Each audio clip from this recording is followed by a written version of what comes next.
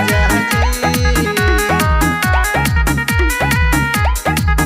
देखे आइल बड़ा तू चुम्मा सावतिनिया के राजा जी, सावतिनिया के राजा जी। देखे आइल बड़ा तू चुम्मा सावतिनिया के राजा जी।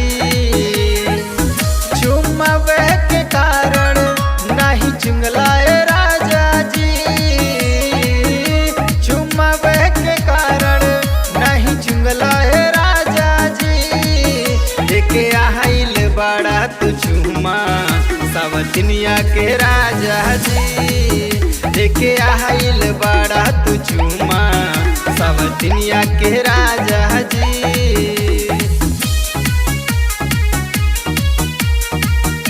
Music by Kanhaiya Rathore.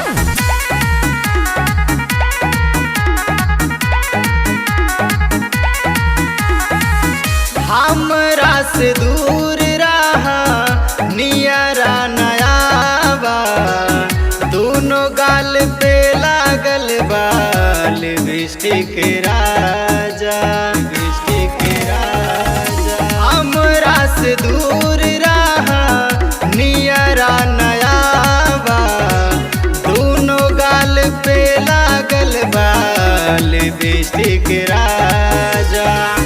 होई नाही खेलाऊ रति वाला है राजा जी,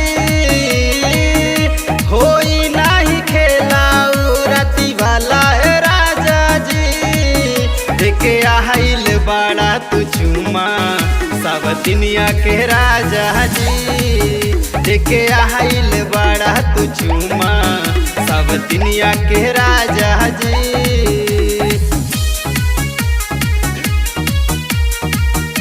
म्यूजिक बाय कन्हैया राठौर।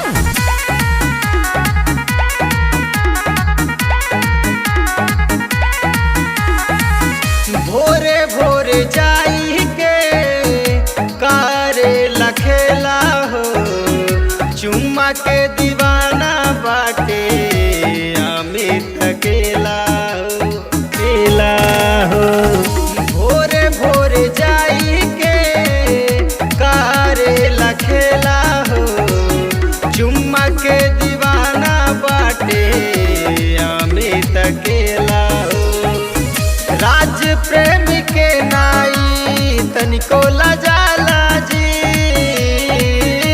अक्षय सतेंद्र के ना तनिको लजाला जी। देखे आइल बड़ा तू चुम्मा सावतिनिया के राजा जी। देखे आइल बड़ा तू चुम्मा सावतिनिया के राजा जी।